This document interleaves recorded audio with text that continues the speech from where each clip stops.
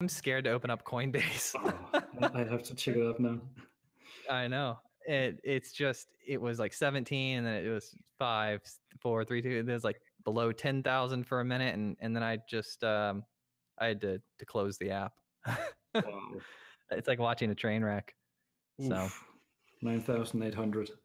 Ooh, yeah. So, but the good thing is that, it will come back, whether it takes 5, 10, 20 years. I'm confident that it wins the long game. And if you're investing in long game, you're smart. If you're investing in short game, well, you're investing in short game. You truly are. Yeah. It's a matter of risk management in the end. Right. And that's the whole thing with investment is I always hear these sob stories of people, I lost everything. When you invest, you're only supposed to invest as much as you are willing to lose. Exactly. You don't gain anything until you check out and get all of the money. Exactly. Oh, wow. We're on the same thought. Let's bring it back up. Let's get positive here. I'm curious. I got to know, Stefan, what was the first piece of code that you wrote? Ooh, that is a good question. I actually think it was a really horrible assignment at school. I'm one of the guys that actually never started coding before I went to school. So you got your first experience in school, was it like punch card programming? No. It was actually, it's going to hurt this one. It was actually, we were supposed to do Java, but they were kind of lazy and had a good arrangement with Microsoft. So we were using J++, like the worst Java you can ever get. but it compiled to an exe file and you could use it. Wow. Yeah. So what were you writing about? Like, what was the topic? I can't actually remember. You can't even remember? No, I was in the military, and after that, I get it. You can't remember. You were in the military. No. I was in the draft for 11 months in recon, and then I went to Bosnia for half a year, and I came back was it start February, and school started start February, and we had to send all of our stuff back, so I couldn't start school until mid February, and everybody had the basics up and running. I was like, yeah, how does this programming actually work? How do I start? So I'm going to go ahead, and for the official record, I'm just going to write down that you were programming secret robotics for the government. Is that cool? If only that were true. Right, that'd be a lot more fun. So you have a long experience, long history as a developer, and then you transitioned now to the CTO role. Yeah, I can actually only blame my current CEO for that. He came to me at some point I'm trying to help these guys figuring out a new CTO. Is that a thing for you? I was pretty much sitting around live chatting to him never thought about it, so I'm probably not a good fit. You sort of turned it down at the beginning. It wasn't the current CTO job, but more I think it was our mother company or some other company he knew. And I hadn't really spared it a thought, so I figured out it was a really bad idea to do it. And well, a year and a half later, and the position opened at the current company, and I was like, yeah. Why is your guy leaving? Did you fire him? Did you just run out of the door? No, he's actually moving to Copenhagen, so we knew I need a new guy. And they sort of tried out people with management background, and they're like, nope, absolutely not. We need a guy with a technical background. Then we'd rather teach him all of the management stuff and how to handle personnel and all that stuff. Yeah, I find it's much easier to take someone technical and teach them the management side of things than the inverse.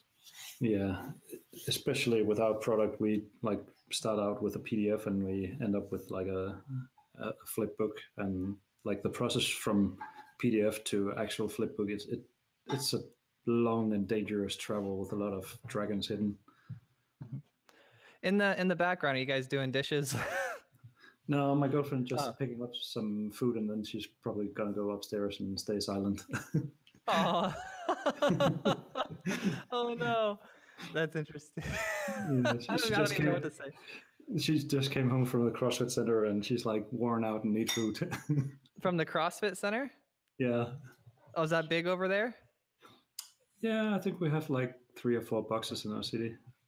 Yeah, it's real big. It's gotten real big around in our country too. It's crazy. I started out in 12 and like it's just exploded since that time. And the season is coming up because it's like the open season where you qualify to regionals, and from regionals you can qualify to the games. Have you So qualified? Have you competed? no. No. It's far out of my reach. Do you train at all though? Like, do you go just to get some exercise? I do weightlifting on Tuesdays on a regular basis, and then I try to get back into doing regular workouts. I had a bad shoulder last year, so I just need to take it nice and easy to get back. Yeah, I work out regularly, probably about 3 times a week. Yeah, it it actually started out due to me starting to have like chronic neck pains and headaches and so on. Like, yeah, I need to do something. Yeah, Like a see, weekend, I had no trouble with my neck or anything. yeah, eat a little better, be active, and then you can be in a better position to, manage your team. How big is your team over there at iPaper? Let me see. I have 6 developers, and then I have 1 UX guy. And the ever-going joke that he's actually not on my team, but he's sitting with my team. But Yeah. like a small team of 7 people. You have a chief marketing officer, someone ahead like of growth and marketing there? Yeah, we have. I think he's CMO or CGO, whatever, something growth officer. Um, he has a team of, is it 2, and he's looking for a third person to do like content for him. So one is inbound sales, and one is I think his new title is head of customer journey, perhaps. I like how the marketing departments, their titles, they create new ones because they're all creatives, and then they market their titles, and then it's like they're all in this consistent like churn of new titles. Oh, do you have a chief growth officer? Oh, no, we only have a chief marketing officer and a chief human officer and a chief friendly officer. We need a growth officer. Yeah. I love it. When he got the head of customer journey, all of the developers were like, "Oh, now it starts." So is that when you're talking about your UX guy? Is that the individual that kind of straddles the line between your marketing and your department? No, our product is pretty like set up around our CEO and the UX guy. They did pretty much decide everything, but we are a group of 7 people going into the roadmap meetings. Oh wow! So the CEO leads the product there. Yeah, exactly. He actually used to be a CTO in the company, and before that he was a developer. So he's been there like since day one. Is he like part owner or? He's part owner now. Wow. And it's actually him running all of our SQL infrastructure, because he used to be in Microsoft's SQL Server MVP. I love it when the CEO and the CTO, like everyone's technical and they're all very involved in the execution of the product. It just makes it way easier for us, because he can take the discussion with the salespeople when they have like a crazy idea in a meeting, and he can say, "Yeah, I see where I want to go, but it's actually not technical doable at all." Yeah, that's the beauty of being technically inclined, is you can do this sort of real-time quoting analysis of the creative ideas that are flying through the air. That's like a very valuable skill. Yeah, I was sitting in a meeting today, like, yeah, one of the sales guys were like, "Yeah, if I say anything, just make sure to stop me if I say something wrong." And he actually said it in front of the customer, which is great to me, because that sort of signals that you know your stuff, I know my stuff, and if I cross your line, it's okay to stop me. Yeah, well, we're all very open here. Like Jake and we were talking today because I came in and I was all really like super pumped up and excited about some videos and answers we're gonna record. And I'm like, yeah, we're gonna do this. I'm like, we're gonna live stream. We're gonna do this and that and that and that and that. And he's just like, no, because we need higher quality. It's got to be better quality. And I'm like, no, we're gonna Gary V that, and we're just gonna get content out like rapid fire. He's like, and then so we're eating lunch about an hour later. And I'm like, so Jake's really, really good with quality, right? Like he produces the podcast like tremendously well. And so I kind of had some internal reflection while I was making lunch, and we're sitting at the lunch table, and I'm like, hey, you know, you gotta do me a favor when we're interacting like that and I come in and I'm like high on ideas and stuff. I was like, I need you to be a cheerleader and be like, yeah, that's great. That's great. And then when we're actually sitting down to execute, then shift me to the quality. Like, know that you want my quality, but rather than me just saying, we're doing this, don't say like, no, no, no, no, no. Instead, you know, just make sure that it ends up quality and keep me up on my high. And that was just like an example of team communication, right? Like I had the option of saying nothing, right? And then the next 2 or 3 times I come in with high on ideas, I'm ready to roll, and then I get knocked down again. But instead of letting that happen, we just communicated and rolled with it and high-fived all the way through it. And we're like, yeah, because we just want what's best for the company, right? Yeah, it was actually quite hilarious. I had like, was it 5 or 6 months overlap with the old CTO, and he sort of introduced me the first day and like, this is my replacement. He'll be the new guy saying no to everything. We're like, okay. That's amazing. Yeah. And always when some of the sales guys come running in, yeah, I have this great idea, and they can just see it on my face like, yeah, I'm just going to leave again. Oh yeah, they used to call my dad. So my dad was an engineer, and he would take me to work with him. That's how I got into programming. I started writing some basic terminal style commands, and then got into a little Delphi and stuff like that. But we used to call him Mr. No, and people would, you know, he ended up managing quite a large team. But I started to identify that the more if you get the reputation of Mr. No, you are limited in your career and you're limited about where you go. Like you can't always be a yes man. You kind of have to balance it. So what I kind of do is I kind of say, yeah, that's awesome. Now I'm going to go take a look at what the requirements are to execute that. You know? I think, was it on one of your blog posts? I saw the going from no to no, but. Oh yeah, you did see that. Okay. Yeah. That's the way I roll, you know? Yeah.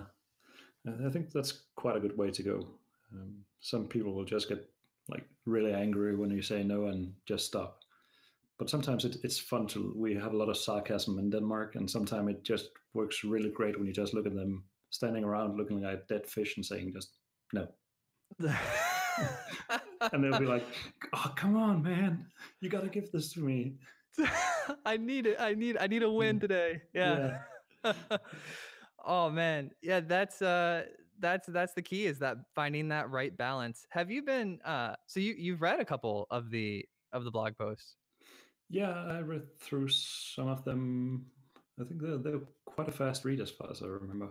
See, that's what I want, you know? So I posted on Reddit and stuff, and I'll get some people that get upset at me because they're not long enough.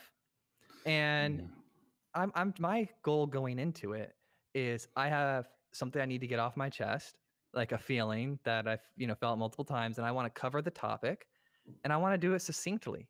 I want to do it in just a quick, like, this is it. And then the moment I feel like I'm being repetitive, I kind of end the article. I don't want to. It's just a new thing. Microservices, microblogging.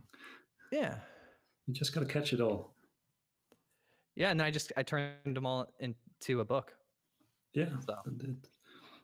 I think that was it was a sponsored post. Did you sponsor like posts on Instagram? I think it was on Instagram I saw it first. Oh yeah, you did. Yeah. So what are you doing on Instagram? Is it mostly family stuff, or do you do technology stuff on Instagram too? I think we're down to like hardly ever posting now. Yeah. So. What else are you using? What? What other tools are you using? Are you on Snapchat? Are you just using Instagram? Like, what are you? I'm on everything these days: Twitter, Instagram, Snapchat, Facebook. Where do you spend most of your time? Oh, that's a tough one. I think it's actually Instagram, because it's like really easy to consume. I'm starting to use Facebook more for like special groups for like looking into brewing beer now. I found a great group for that. Went into like some really geeky stuff with wet shaving. There's a perfect forum in Denmark on Facebook for that. So it's like more the niche stuff I find on Facebook these days. And Instagram is just a flow of what's going on. Yeah. All right. So Instagram's kind of like the stream of the river where you just kind of like, watch it. And then Facebook's kind of where you're doing some engagement in your special groups. Yeah, I hardly ever read anything in my regular feed on Facebook.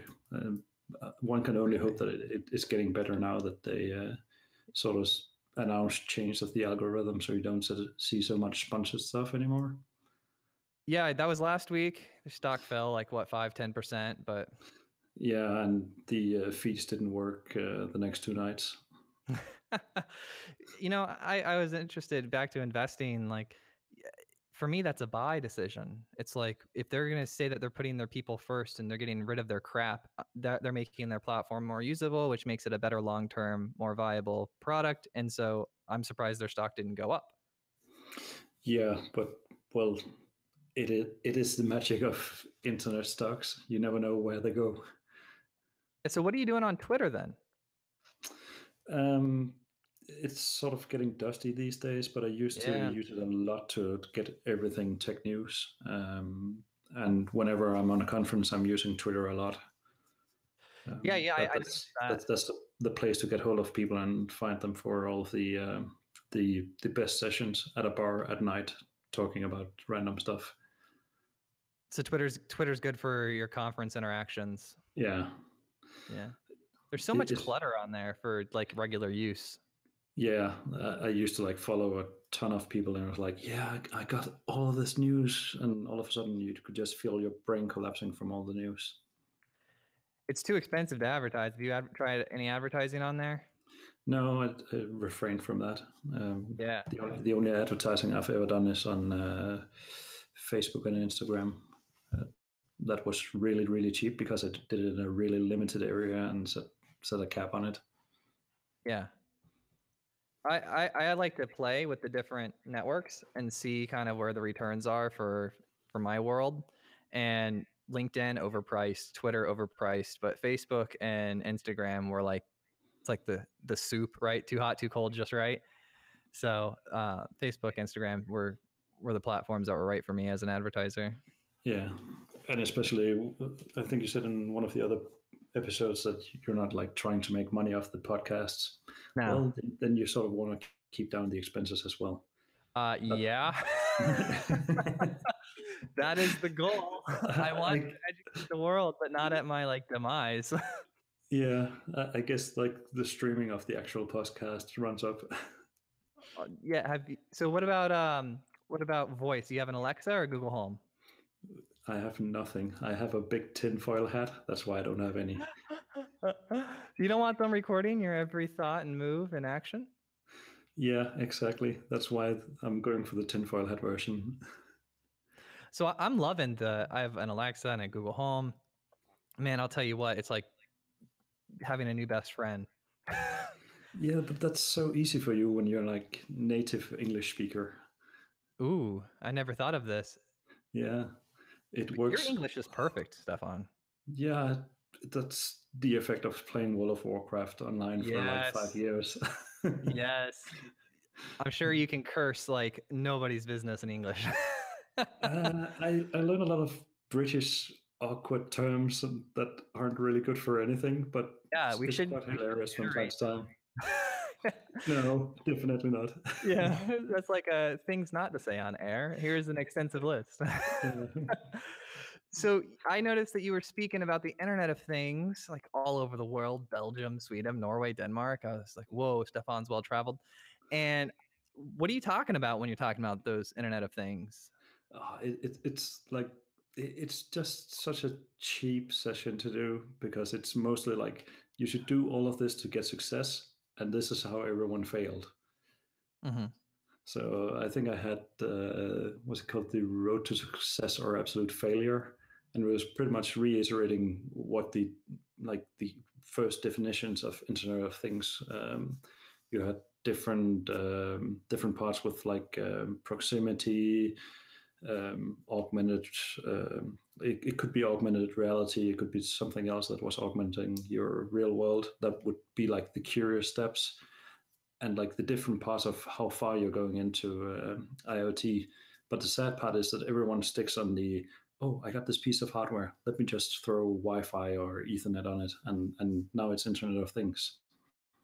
And then I started talking to a lot of the guys that did security sessions, and like, this is a great topic. Nobody's doing it yet. This is definitely one that could get me to conferences. So it was pretty much like just an open ball, just to grab it and run with it. And I ended up venturing a bit further into security, did a security certification. So it was just like really good, valuable stuff that earned me a bit of credit on that. A little street cred in the security and Internet of Things, because you kind of went out there and, dismantled a misconception. Yeah, all of the different products that wasn't really helping the world at all. Like the iKettle, somebody did a kettle on Wi-Fi, so you could turn on the kettle when you were driving your car home, so the water would be hot when you came home. The biggest issue with it, like it was really open, so anyone could hack you from your iKettle. And what did you achieve? Well, look, I can turn on my kettle. Well, all right. So I've got mixed feelings about this because I drink a lot of tea. When I heard you saying that, I'm like, I would go Amazon one right now, man. If I can IoT my kettle, like, come on. Yeah, then you should watch some security conference stuff where they actually hack an iKettle. Right. Well, see, that's the problem. See, the problem isn't the easeability of me heating my water. That's a valid idea. That's something that exists in the future. The problem is these people putting out these startups and these products with no regard to security. Exactly. There was an issue with I think it was the Nissan Leaf. There's a guy, I don't know if you ever heard about Troy Hunt. No, I haven't heard about this. Let's hear about the Leaf. I think it was Troy Hunt and Scott Helmy. I think Scott is living in Norway and Troy is living in Australia. So they recorded a small video episode with Scott in his car, Troy sitting by the pool with his laptop, and he started the heating in the car from Australia. And this was like a hack. Yeah, or hack and hack. It was more a stupidly open API. Well, yeah.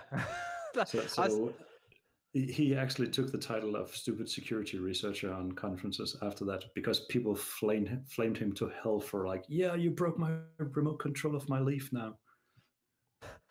I was talking with my dad. He engineer, pulled me into programming, and we were having a conversation. Did you see that video going around? I believe it was Europe, where they had these car thieves that were RF hacking the keys for like Teslas or some other types of e-cars, and they were. Have you seen that video? Not sure I've seen that exact one, but I've seen. All right, so this is how it would happen. There was 2 boxes and 2 thieves. Okay. One thief would be standing with his box about 1 foot by 1 foot next to the car. The other thief would be standing with his box and holding it up to the garage or holding it up to a window or something of that nature. And what they were doing was they were getting the key fob in the house to respond, and then they were cloning it. That device would clone it, and then the other individual would unlock it and open the car and drive away. Yeah, it makes total sense. I'm pretty sure I've seen it now. It's like a night photo. Yeah. Yep. Yeah. Then I've seen it. That's like a really good reason to never have your keys in near the front door. Well, first of all, the Tesla keys, I don't think it was definitely probably not a Tesla. And let's just say it wasn't, because I like Elon.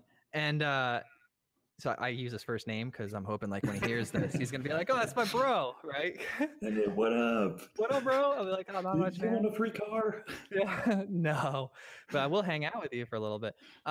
So I was talking with my dad about it, and I said, this is a classic case of lazy developers, because there's no reason why that should have been such an open, easy thing to do to clone. Like, where's the one-off? And if it did clone, like, shouldn't they have been doing a setup where it was a one-off use key every time that the transmission occurred? Shouldn't that be a one-time use key? Or did they have inside information and they were maybe previous developers or had an in at the company, so they knew what they were assaulting with or how the technologies worked internally? Like, I'm always curious. I want to know if those guys are really smart nerds or if it was really lazy developers. I think it's a mix, because behind all of those guys are some really clever people, and they sell the vulnerability and make some money off it. That's That is like true. the prime thing to buy on the dark web. You gotta say it with like a deep voice to make sure that people understand what it's really like. Yeah. You're gonna be like the Batman of the dark web, Stefan? No, definitely not. Never been there. Don't dare to go there. You never know what you're gonna get back on your feet after going there. It's the tights, isn't it? You don't want to wear the tights. Yeah, I'm okay with tights. You okay with tights? All right. That's so you should give you should give a talk called Tights and the Internet of Things. We were actually talking about doing like a dual session on what developers should respond to in physical training, and we were talking about doing like a 2-person thing. So whenever one talked, the other one should do exercises, but it never really caught on to a perfect idea. So it's like pair programming, but with exercise. Yeah, and imagine doing a presentation, you're just trying to catch your wind again, and you're like, yeah, and then you want CrossFit meets programming. Yeah, exactly. There you go. It would be sounding like Darth Vader or something like that. Red, green, refactor. All right. Are you guys doing pair programming at your company? You guys do any of that? You get into that at all? We do sometimes. Usually our tasks are pretty well defined and people talk about the solution before they start. But whenever somebody is sort of feeling stuck, they always just call for another guy to sit by them. You know, I've seen people use it just to get better at talking. Have you seen this use case? I think you get too advanced. They're pretty good at talking, so it wouldn't really be the right tool to make people talk because they talk a lot. Well, do they talk about as far as instructing another person what to be doing while they're typing? Like, because I kind of do that with my consciousness and my body. I'm kind of telling myself as I'm programming, okay, now I'm going over here and now we're doing this and now we're doing this. And I do that on my internal dialogue, and I may be just crazy, but that's how I roll. But when I started pairing developers and like, oh, we know what to do. And I'm like, oh, cool. Like, tell me what to do. And then they had a hard time saying it with words without touching this. Like, they could show me, they could grab the computer and they could type it and they could do it. But they had a hard time sort of like what is that word? Like a coxswain or something on a boat when they're rowing, like yelling out exactly what to do. And so that was an interesting skill to find that was dull with some people who are really great programmers. Have you found that at all? No, it's usually more like I have this weird issue, or could we sit down and look at this and figure out how it actually works? Or could you have a look at this and we can have a chat about, should I structure it differently?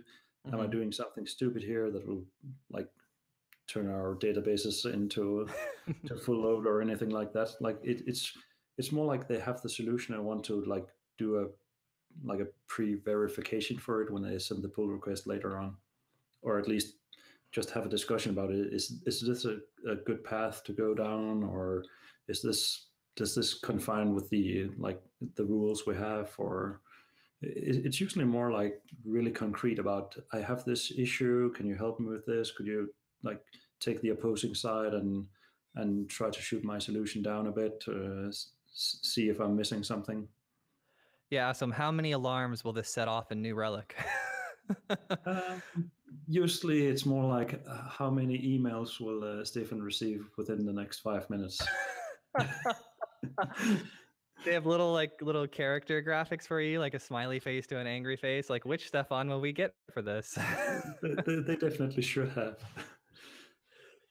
So how much time do you spend on security at your own business? Is that something that you have someone that's really talented on your team, or are you kind of the security lead on your team? It's a mix between the CEO and me. I'm probably more like the technical, really, we should do this, we should do that, we should definitely do this. And he's more like, yeah, but do we really need it? So we're like a good mix and match, because I want to do everything right now because we're definitely insecure. And he's like, yeah, are we really? When you get that update from, the Ruby threads and it's just like security patch, are you guys using Ruby? No, we're a full .NET house. Oh, you're full .NET house. Yeah. So you still, well, then if you're a Microsoft company, you're getting those security hole updates every day. Oh, yes. Oh, yeah. What products are you? So you got a .NET .NET. What other stuff you got going on in your stack? What are you using? How do you run your life? We use like for our viewer that like all of the consumer see, we're using like plain HTML, CSS, and JavaScripts, and using some old school underscore stuff. And we started introducing Vue into it. On the back end, it's like a mix of it's going to sound crazy, but our CEO wrote his own micro RM, so we're using that on .NET, and we're using our MS SQL server as well. Then we started venturing a bit into using Arca as well. Well, what's a micro RM? What's a micro RM? You pretty much write raw SQL and you get your entities back. Okay, instead of having a big magic thing that iterates your database and creates model. Okay, so it's like a minified ORM. Yeah, exactly. Oh, okay. Yeah. See, I just didn't know the terminology. Okay. Yeah. So, have you seen this thing I just came across yesterday called Stackshare? Yeah, I've seen it. I'm actually subscribing to it and getting a few things in my email every week. What are you using it for? Like to kind of find new tools to come up, or? I think I just signed up for it and was curious, like, how much can I see different companies are using? Should we actually post our stuff onto it? Does it tell any vulnerabilities? Do you have to share like specific versions you're using? If I have to do that, then I probably won't be using it. When I saw it, I was wondering, all right, so it was really cool. It was a lot of sizzle, got me really hyped up, right? Because it's like let me into this whole world of every other company, right? So my first thing was, okay, this is cool. After spending 15 minutes and seeing, all right, well, I mean, we're all using the same stuff. Like I'm like 20 companies. So it's like, I get it, right? I was thinking, where's the continued value to hang out there? Like, where's the value? I wish I knew. It's like right? the only thing they do is pull in data. Yeah, I'm like, why would I go back? Like, I see that they're running some ads. Like, you can do a search, and I can see, all right, well, they're collecting data. They're getting everyone puts their stack, but like, what's my incentive to maintain my stack? Like, why do I care? I haven't actually noticed who's behind the site. Is it like ThoughtWorks trying to gather which stacks people are using for the tech radar once a year, or? No, it was this. It's a business that I saw on. I subscribe to CrunchBase, right? Because I like to watch who gets invested in and stuff. And they did like $5 million or something like that, and in capital that they raised, and they had a lot of people involved. Oh nope, total funding $7 million. Wow. And I'm like, what the hell are they like? Where? Like, okay, it's cool, it's sizzle, it's pop. Where's the hook? They've been going since 2015. Okay, you got $300,000 investment. Then in 16, they got 1.5 million. Then January 9th of this year, they got 5.2 million, led by, looks like this company called eVentures. And I'm thinking, all right, total funding, they did 3 rounds, $7 million.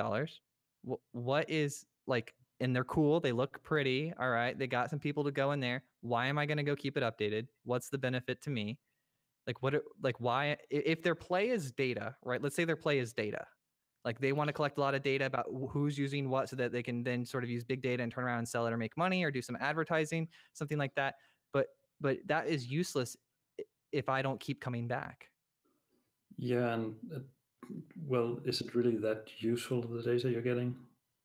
Well, maybe they're selling the data to this marketing team. I don't know. I mean, I could go ask 20 people and figure out what's hot in the market, right? Yeah, and you can like install a browser extension and visit a website, and you can get a pretty good idea of what people are using. I can go to GitHub and look at the stars.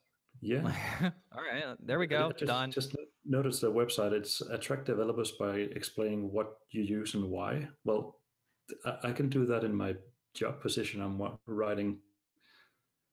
Right. I don't need a website for that. It's like, all right, we've got GitHub versus Bitbucket versus GitLab. And okay. It's all Git. Right. It's all Git. It's just where I'm storing it. jQuery versus jQuery. That was a versus React. It's just like, I don't look at jQuery versus React. That's not like a decision I make, by the way.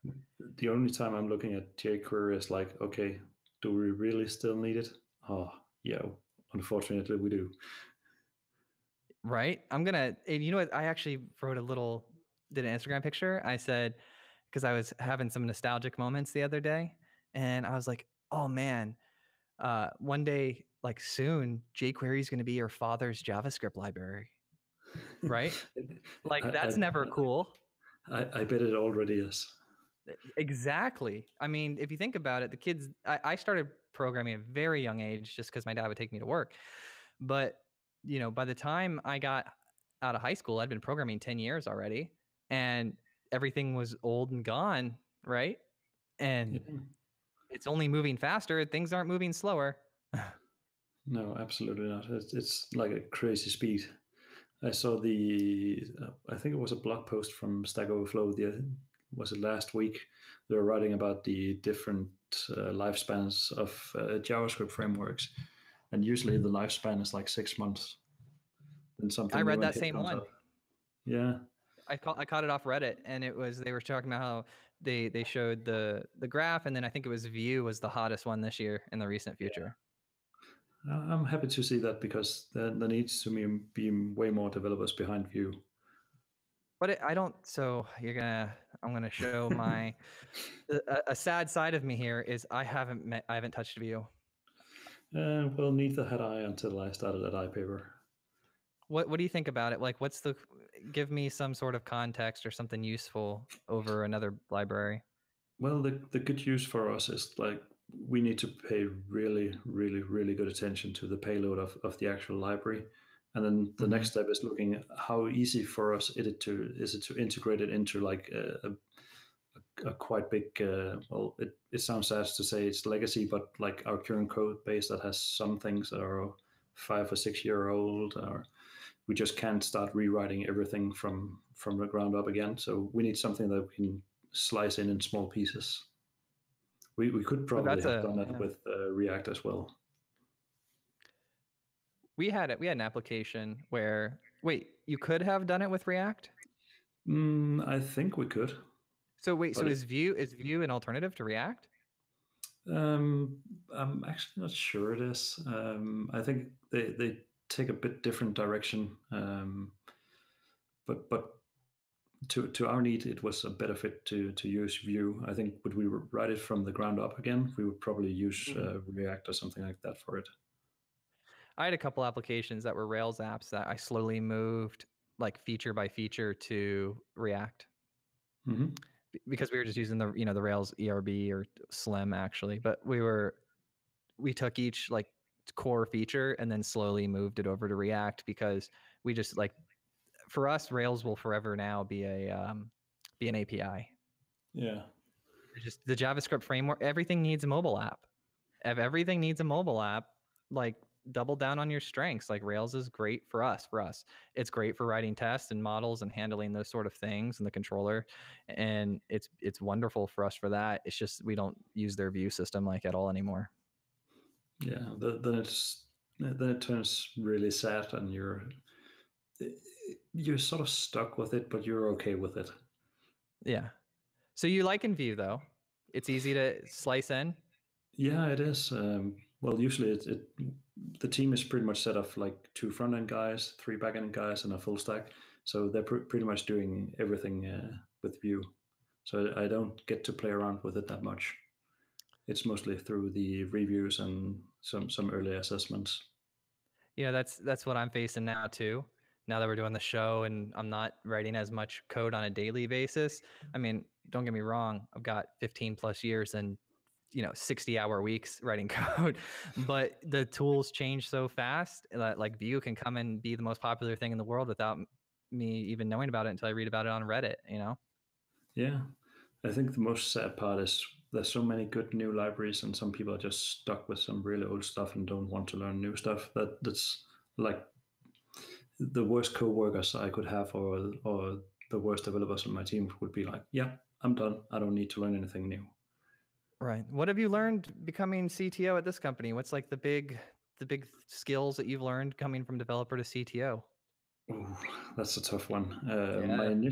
My initial thought about joining was that I'm going to be like a team lead plus, since it's only like a 6-man team. And then reality comes around, and you don't really have time for just being a team lead. You need to think about strategy. You need to think about pricing, recruitment.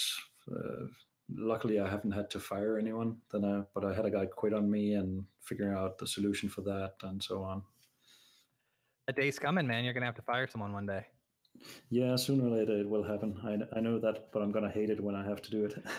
I had to do it. Well, I've had to do it. We're not gonna talk about how many times I've had to do it, but we can talk about the first time I had to do it. It was super tough. I was 18 and I was firing someone who was like 43, and just to give you some perspective, I was 18 and I looked like I was 12, and I was firing someone who was 43, and it was really tough, and I hated it. And then that experience taught me how to fire someone better. And so I have a new way of firing someone. You want to hear it? Yeah. Okay. So usually when someone needs to be fired, it's very obvious to both people. I don't think anyone is ever surprised when they're fired. They shouldn't be. Right. They're fired. You don't fire someone who is getting along with everyone, who's productive and who brings value, who is hitting their deadlines, who is like, you don't fire those people, you raise them up, right? Yeah. So whatever the thing is that they're doing or not doing, what I'll do is I take that and then I talk to them about it, right? Hey, like, how's life going? Like, what's going on? How are you feeling? Like, I genuinely care about them, so I don't have to. Yeah. It's not like I'm faking it. And then I talk to them about the problem, and I use the whole sandwich, like compliment thing, and then compliment and sandwich the feedback. So after I do that, I focus on the thing that is the problem. Let's say that they're just not completing features on time because they're not hitting deadlines that they're setting for themselves.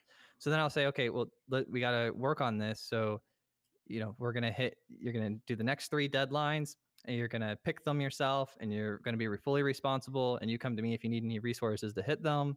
And then, and we'll go from there. And then if they're missing them and they come back to me, I'll be like, look, what do you want me to do? Like, we have a team. This is a group. We're all going after the same goal. You got to set your own deadlines and you're not hitting them. And so this is like your last chance here. Set 2 more deadlines. And if you can't do it, then it's time for you to move on and go on new adventures in life. And they fire themselves. They don't hit it, and then they have to go. Yeah, you just got to set up some metrics so that they know your expectation for sure. And then you can say to them, this is my expectation. It's here. I can write it to you. I can clearly explain it to you. If you don't live up to this, well, we're done. No, it's just not right. It's okay. Like in relationships, I tell my wife all the time. I say, not all the time. I tell my wife, you're gonna get in trouble for this. I am gonna get in trouble. She listens too. So I can tell her. I tell her. I said, look, I love you, and I'm very happy with our relationship. I want you around. I go, but if you ever wake up and you don't want to be here, like I don't want you to have to feel like you have to be here. Like you move on. Like I will help you. You come to me and you tell me you're not happy. If my producer came to me today, he said, Joel, look, I'm just not happy. I want to move on. I would say, no worries, buddy. I would actively pursue helping him move on and get a better paying job somewhere else. Yeah. Because I want people that want to be here. Exactly. I do like monthly one-to-one with all of the developers, and we have we have some set questions they have to answer. What are you excited about? What you're worried about? Mm-hmm. What can I do to help you? What can you do to help me? And then I took the first 4 questions from the previous CTO, and then I added like, what have you recently learned? And the guys were like, Ooh, that's actually a really good question. Now I got to pay attention to what I'm learning. Right. What have you recently learned? I'll write that one down, because if you say nothing, then that's a problem. Yeah, when they have nothing, I'll be like poking a bit like, okay, you did this feature. Did you learn anything from that? Have you ventured into something new? And I'm always really open, saying, you can tell me everything. It doesn't have to be work related.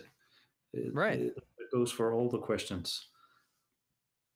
Yeah, and you know what? It's not always I take the position that everything's my fault, 100% total responsibility. And if I've got someone who's really smart and they're in a position where they're not learning new stuff, that's my fault as the CTO, because I need to give them bigger challenges. I have an underutilized resource that I can throw more at. Why? What am I doing to hold you back? Would be the perfect question. Yeah, that is absolutely perfect question. It's quite hilarious. I'm like, when I was talking about doing the CrossFit stuff, and I'm following a lot of athletes, and especially all of their coaches, and I'm sort of leaning into like a good coach for an athlete, take his mindset and apply that to managing a team, because you have to do everything you can to make sure that athlete can perform. That goes for a developer as well. He needs to have the right tool, less disturbances, less friction in general. Yeah, everyone says teams, and it's such an overused word, right? Like in life, we hear it everywhere. But what it really is like, effective ways of dealing with humans and groups. Yeah. Like when you hear that, you're like, oh man, this guy's a master at that. But when you hear that they're a coach of a basketball team, you're like, that's not relevant. But if you flip that perspective and say it differently, it all of a sudden becomes relevant. Yeah, you gotta make sure that everyone wants to play the same game and they run the same direction. It's quite funny. I had like a small fun discussion with one of the salespeople today, and when he left the room, he was like, "Yeah, could you please start this feature?" I'm like, "Do we have a signed contract for this? I won't start it until we have a signed contract." Yeah, but I agreed with the CEO. Okay, if you can make him say yes to me, I'll happily do it and schedule it in. And you're like, okay, just because you said that, I'm going to go to him and have him write it okay to you. And then 2 minutes later, I get a message from the CEO. Okay, are you sure what you're saying okay to? Yeah, I'm pretty sure. And one of his things were like, remember, we're all in the same team. And of course we are, and we just throw a few pranks at each other. So it's all in good fun. Look, you have to spend time. You want to have fun in life. You need to be working somewhere where you're enjoying it and having a good time. Definitely. But you don't want to go into the places where it's more fun than actual work. Yeah, that's the balance again, right? Yeah. You have to find the sweet spot where you're having a good time, but you're with a bunch of people who like really are motivated. Like I always find it's way easier to get a bunch of people who are motivated and then like encourage having a good time, because their default is going back to work rather than finding a bunch of people who only want to have fun and then trying to get them to sit down and work. Yeah. So advice to your past self. Advice to what? If you were to give advice to your past, like if you were to go into a time machine, let's say Elon Musk shows up at your work and he's like, Stefan, here's a free Tesla, and we're going to go get in a time machine. You're going to go back in time and you're going to tell your past self some advice. You get to go back 10 years to think about yourself the way you were 10 years ago, and you get to give yourself a piece of advice. What would it be? I would probably say don't be afraid of like applying for a CTO job earlier. I started programming in 2003 on my first job, and well, I didn't switch until last year. Wow, so that's more than a decade. Yeah, but at the same time, the first few years for me were like I worked at an advertising agency for the first couple of years. Then I went into some energy management systems. So like, yeah, I'm just having fun, still learning. I think the closest you can relate it to is like an academic profession in computer science. So I was always thinking that I'm behind the people that graduated from university or became a software engineer here. So I just felt I had so much to learn before I was ready to go higher up the ranks. So you're just really smart, and I often see a lot of smart people feel like they're not smart enough to go forward, and then I'm kind of hanging out with all the different CTOs, and I'm tapping on the shoulders of the smart people, being like, yeah, you're ready, like get in the game, buddy. Now is the time. And I think the speaker part I started in, I think was it in 12, I had my first speaker gig. That actually pushed me quite a lot, because then you start meeting a lot more people that are in the same space as you, and you can just feel like, okay, now I'm feeling that I'm getting aware of what I don't know, so I can actually start applying this stuff. Like, yeah, I can help you with this. If you need this, go talk to that guy. He'll be the right guy, and you can just like sort of start directing people and help them out more generally. You have to jump into the pool to get used to the water, right? Exactly. You can think about the temperature of the water all day. It's not going to change it. You got to jump in and get used to it and then swim. Yeah, and get some like healthy ideas of should you follow a methodology or shouldn't you just care about it at all.